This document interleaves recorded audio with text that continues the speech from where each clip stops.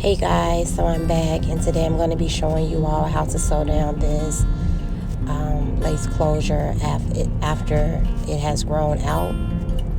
This is a lace closure sew-in, and about 2-3 weeks after this closure has been sewn down, it will start to slide back because it is attached to the braids. As the braids grow out, then the closure will grow out.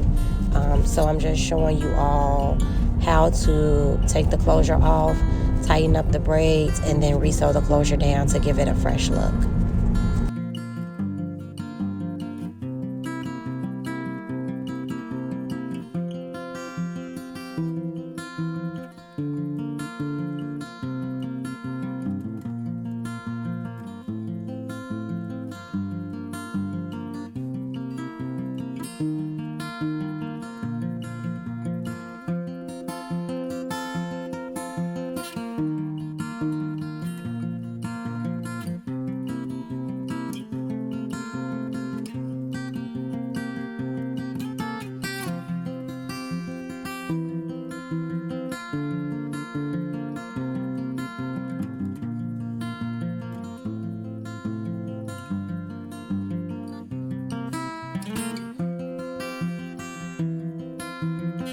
So with this braid pattern, there's no way for me to re-braid these braids without taking the entire sew-in down.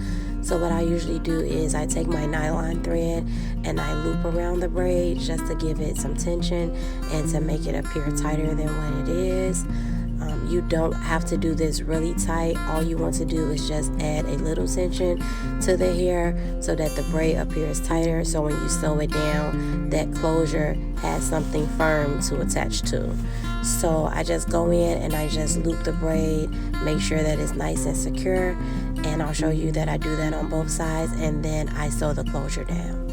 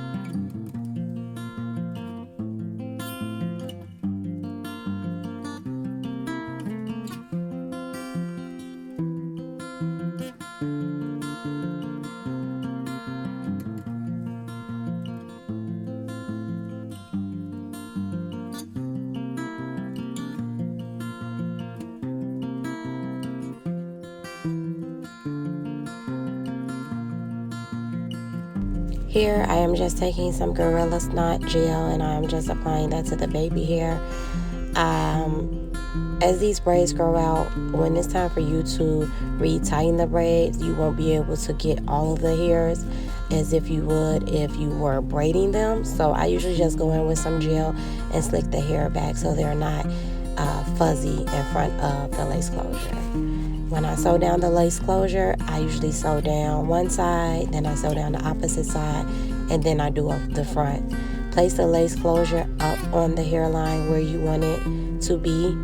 Make sure that it is in place. Have your client hold the closure so that it doesn't move as you're stitching, and then begin your stitches.